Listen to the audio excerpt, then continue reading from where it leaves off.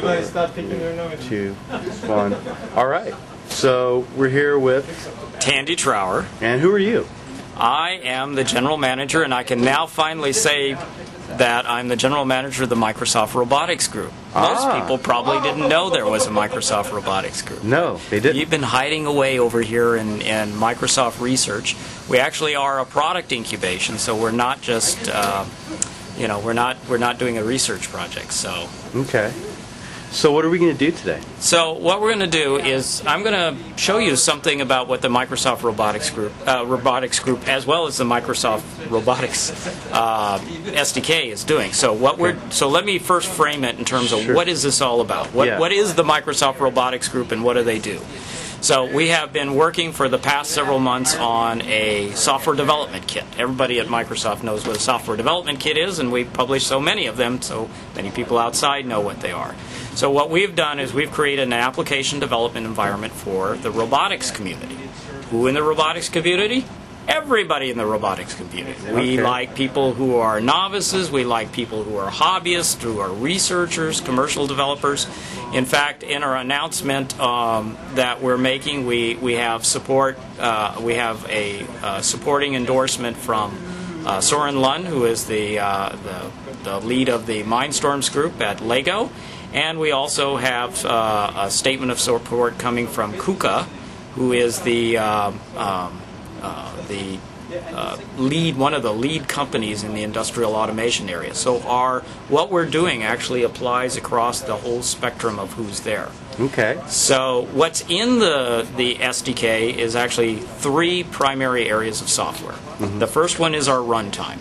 And our runtime does a number of things. I've already mentioned one of them, which is that we have a scalable architecture that allows you to address robots from everything from small 8-bit robots all the way up to 32-bit robots. So industrial robots, toy robots, anything. The architecture we have will apply to a variety of different robots. It also has a very nice concurrency library, which you guys at Channel 9 already featured. Yeah, pre-featured. The CCR, yes. This is a piece of technology that, as you know, was incubated over in Craig Mundy's group. Very powerful piece of technology that makes creating concurrent applications very, very simple. As soon as I saw this, Craig showed me this actually a couple of years ago when they were first starting on the thing, and I said, well, this is great. This would be a great piece to have for robotics because, as you know, in a robot, you got lots of things happening at the same time. You got sensors that you're receiving, you're trying to coordinate motors, so you got a lot of things happening at the same time. So the CCR is beautiful for this kind of application. Marvelous. The services architecture, the so-called DSS, I don't know if you covered that in the We have CCR. not yet. Well, that's the companion to the CCR. That is a services-oriented architecture that makes it very easy to write applications that are not only distributed but highly modular and compositional. So that means you can build up higher-level functions out of very simple functions. It also is inherently distributed, which means that you can put the service or the code where you need, next to where you want to do the processing, where you have the processing horsepower. So these pieces mean that we have a really rich foundation in terms of what's in here. So it's not like, oh, let's wrap some cute little object-oriented API into this. This is obviously based on what you know about the CCR, a very powerful piece of technology that sits at the core of our architecture that makes it possible to drive robots of all sorts of kinds. Now but if I can just, this also, of course, implies that we're talking about a managed core. Because you can't do CCR without This is all based on managed. Well, let me qualify that a little bit. For the essential programming model is directed for writing in managed code. However, services can be written in such a way that you can create proxies for code that may be written in C++. So, for example, let's say you were going to create a vision library. For a vision library, the performance of the library may be very critical to you, and you might want to write that in C++. However, you can easily write a proxy wrapper that turns that into a service and makes that accessible through the managed code layer that we have. So it is possible that you can combine this where you might have code that's not written in managed code that you might be integrating into this. Yeah. Now, having said that also, that means that what we have will work not only with C#, it will work with VB.NET. It will work with Microsoft's Iron Python and any of the other products in the suite, the Visual Studio suite. Excellent. And in fact, what we'll hopefully show you a demonstration of a little bit later on is showing that you can even use JavaScript as a programming language to program robots with what we have. You mean JavaScript running in a browser? JavaScript running in a browser, talking to the robot, not only allowing you to investigate the state of the motors, the state of the sensors, but also being able to actually drive the robot. So you can write code, and we're going to show you some very exciting things here, I think, that show you what you can do even with JavaScript. Fantastic. So the runtime I mentioned is just the first part. The second part is a set of tools, and we're going to be showing you that today as well. Okay. The tool set that we have include a very high-performance simulation tool, which has very high-quality graphics rendering, and we've paired that with the AGEA physics engine. So that means you not only get high-quality graphics, but you have real-world physics. AGEA is one of the leaders in software physics. They also have a great hardware product for physics acceleration. So nice. You can put this and you can get, I can't remember how many teraflops of performance you can get out of this, but this is essentially a physics coprocessor that you can plug into your PC. Wow. You don't need this to get the physics. This is just if you want even faster performance than you could get on your PC. Excellent.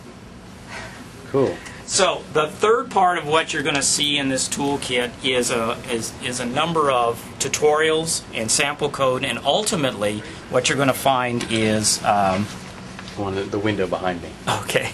Sure. The other thing that you're going to find in this is a set of tutorials. There are over 15 tutorials that come out of this. Some of them are in VB. There's one in JavaScript. There's several in C#.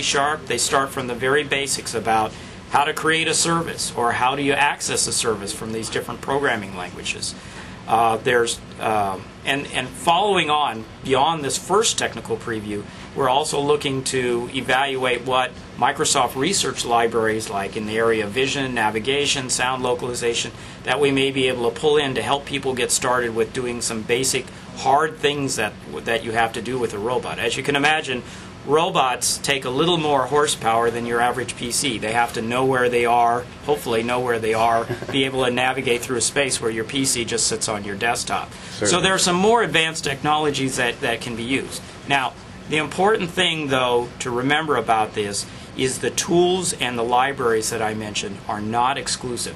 It's really an a la carte type activity. You don't have to use the Microsoft toolset. We are actively working with third parties who will also offer their own tools, their own software libraries on top of this platform. So this is kind of the same model that Microsoft has adopted in the past in terms of providing, like with Windows. Windows being a software platform that third parties can bring their hardware to, bring their software to, and then other people in the community consume it. So the last thing that I'll mention is, in addition to our launch of our first technical preview, and it is just a technical preview right now, not the final release, is that we will be launching a website where there'll be news groups, there'll be additional information that we'll put out on a regular basis. We'll be blogging on there, so it'll be a very active thing where we're hoping to communicate with the community and get their feedback about how we can, what they like about it, what kind of improvements they would like. And so, allow us to communicate with the larger community that's out there that's consuming this. Fantastic. Now, since the CCR is now part of the Robotics SDK, if I want to just utilize that component of the SDK in an application running on a PC, can I do that? You absolutely can. Fantastic. So it's still exposed. So that's the interesting thing, is that while this is all about robotics, there are components, as you already know from your information on the CCR. You know that the CCR has wider spread applications and can be valuable beyond just the use of robotics. And certainly while this is all encased within a robotics SDK, you can certainly write applications that have nothing to do with robots and just leverage what's there in the architecture. Fantastic. Well, let's go around and meet some of these Absolutely. people. Huh? Let's walk around here. Let's see. George, where are you? I'm hiding. You're hiding. This is George, who I think you guys met we before remember in the George. CCR presentations. How you doing? Good. Good. I consider him my naturally caffeinated development lead and architect. George, as you know, is very passionate about what he's doing, so it's great to have him working on this project and applying the CCR technology. Now he says that. We never hear that. It's all good. Fantastic. All right. So I think Tandy gave you an introduction. We should go around and introduce the team. Mm-hmm. We're actually very close. I mean, we're only now like 3 or 4 days away from our first public release. Okay. So Excellent. everybody's been working a lot. Maybe we'll let them go home today. Very cool. Yeah, let's see some robots. Yeah, mainly just writing code over here, huh? No robots. This is CCR land. You got one. We got a little arm. One of our interns got going right now, and we have various things Sure. come and go. Cool. But we actually do need a lot more hardware. I mean, the coolest hardware. We're working with also industrial partners that are very serious into industrial robotics, the big arms that make your car and all that. And they're actually here today doing some cool stuff. Yeah, so we have KUKA, who is one of the largest industrial automation manufacturers of robotic arms. That's actually here. They're very excited about the technology we have, and they're here to learn more about it and to work out a demo that they will show at our announcement next week. So there's big articulated robots and stuff. It's hard to get one here, and if we do, we probably kill someone. So now we're staying with the little toy one. All right. Well, let's introduce yourself. Introduce people. Hi, Joseph Fernando. I'm an architect program manager on Tandy's team, robotics team.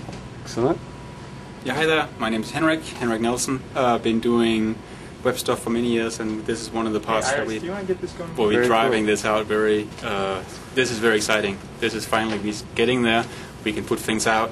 We can get people's reaction to it. Very exciting. Excellent.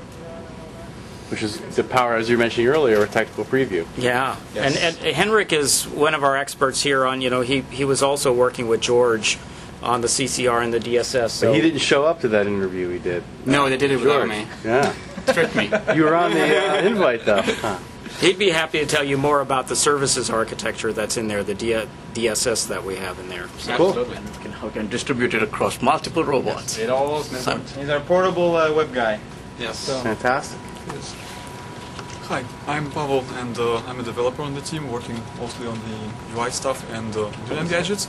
So I don't know, I can show you probably what we're doing here. So one of the things that we want to do is to provide some simple UI to control the robot.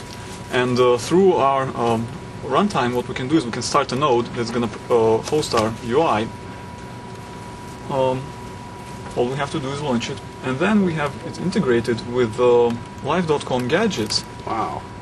to have some simple ways of controlling the robot. So that the robot that we have over here is I'm going to try to move it around and get information from it. So the way I do it is I have a URL for the robot. I'm going to connect to it. And this is the gadget for connecting to the robot. It has sent information to a different gadget for controlling the robot. And through this gadget I can now move the robot. So for example, I can move it left, right, forward and back, however I want. And unplug it from the power so that it can run on batteries. So check this out. This means that you can go up to a kiosk and without anything else, hook up to a robot and start rolling it around. Wow. That's All you pretty need is cool. a huh? That's very cool. All you need is a web browser that can run script. Yes. Yes. Nice. Straight up HTML JavaScript. Very Nothing cool. fancy. And what you see here, actually, if you look at Pavel's Look at the screen laser again, stuff. Yeah. is Yeah, I'll work in front of it. and George walked. This is the laser You see my data. feet? These are the feet that you see.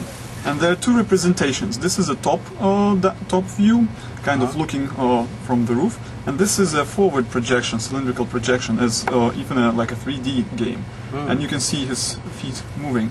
The other thing we can do with, for example, this UI is just click on the picture Uh-huh. and have the robot run there. Yeah, look at it move.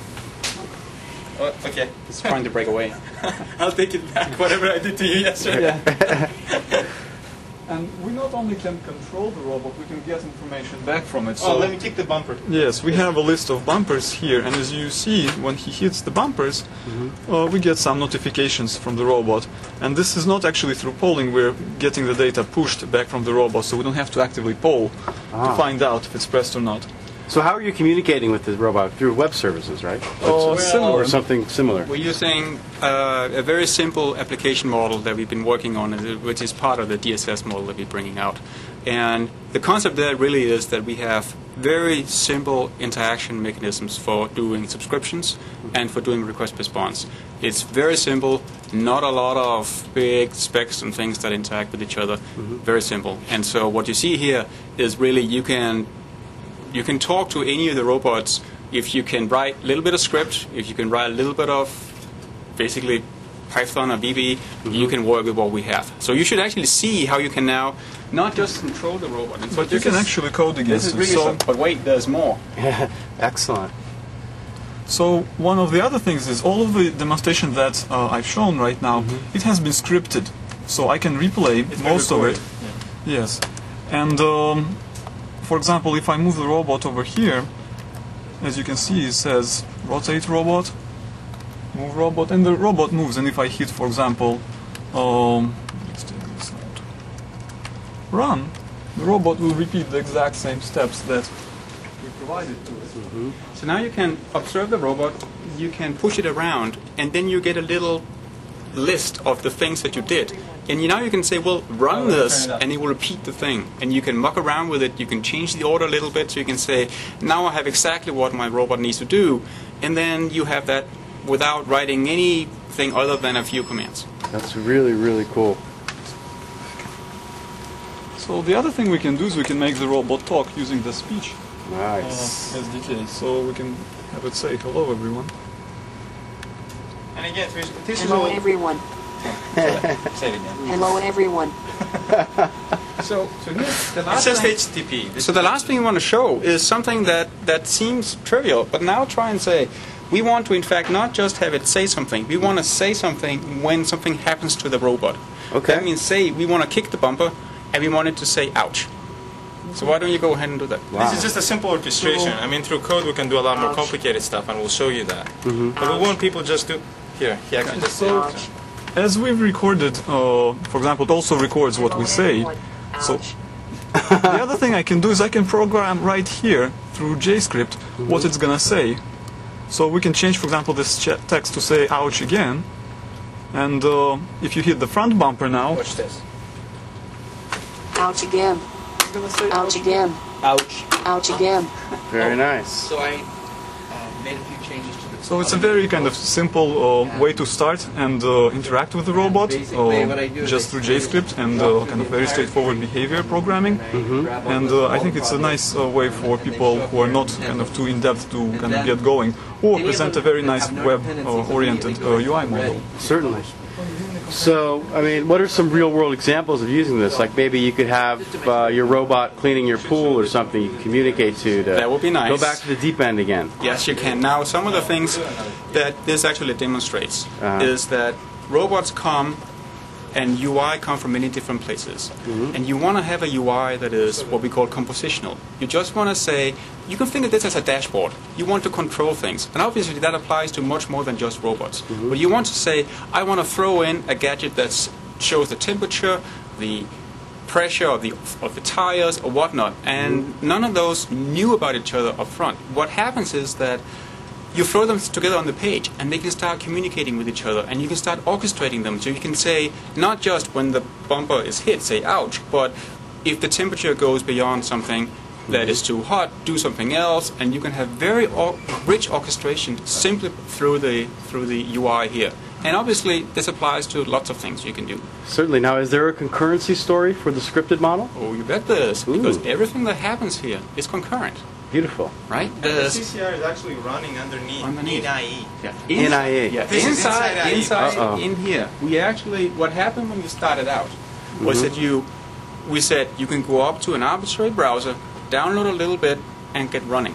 What we have here is actually, you're actually running one of our nodes, a DSS node that we call it, that has CCR in it and has a set of services for finding each other. So all these, in this single web page, you actually see 4 gadgets that are hooked together as if they are talking to each other like small services. Now, they could be on the same page, they could be across the network. They don't care, we don't care, they just find each other and they chat. Excellent. Excellent. Your initial question of how can this be used, the UI can be customized for a particular use. If you have like a factory, you want a person to have a particular view of the robot, another person to have a different view of the robot, that could be variously customized. So the UI is presented as appropriate for that particular job function. So you can have a pool of little gadgets that you can integrate into the person who's looking at it. And it's also accessible through a simple handheld device, because you would just navigate through IE. Wow. So it changes how you think about a classic application, because now it becomes, the UI becomes fluid, compositional, you just throw things in there, you have them communicate, it's all very dynamic, scriptable, and you just plug it together and play. Fantastic. Scriptable robots. And it's just this, I mean, this is all based on the model that's just HTTP, and we separate state from behavior. And this is what Henrik and I have been working on, is separate state, make it something that you can understand when it's being modified, and then put CCR in to coordinate those course level handlers. And you can do with one line, say this is exclusive, this is concurrent. So people already have something very rich. You do a get on it, you get the state. This is how we debug, but we'll show you this a little bit later. Fantastic. And Very a lot of cool. people from low end, I mean, the toy robots you see here, to very high end, they just love the inspectability of the model. This is how they won. I mean, we've talked to people that won the DARPA challenge, and they said this is exactly the architecture that they hand-built again and again and again. Excellent. And we dog food this. Our entire system is built this way also. So we have a very good feel for how sort of experience with it, how it works. Excellent. So let me show you some more stuff. Thank you, Pavel. Here's David. Hi. How you doing? David Lee.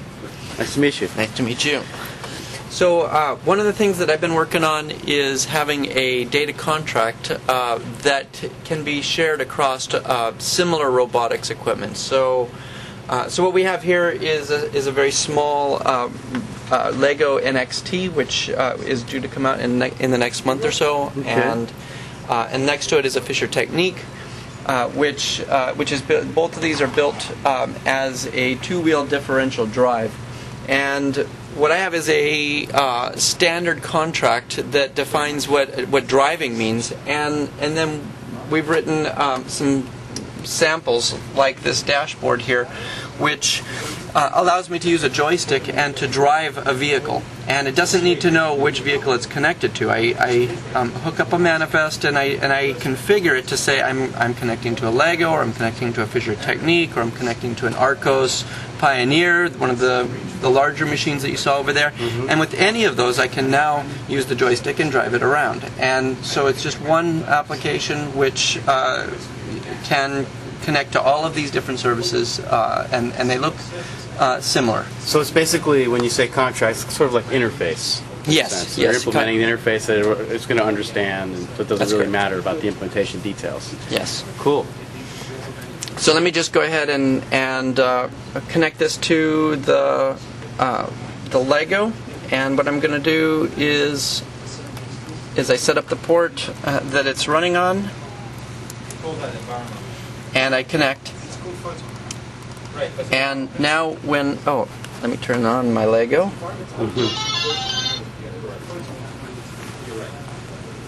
And establish my connection. Now let's give it a try. Alright, let me set it down on the floor.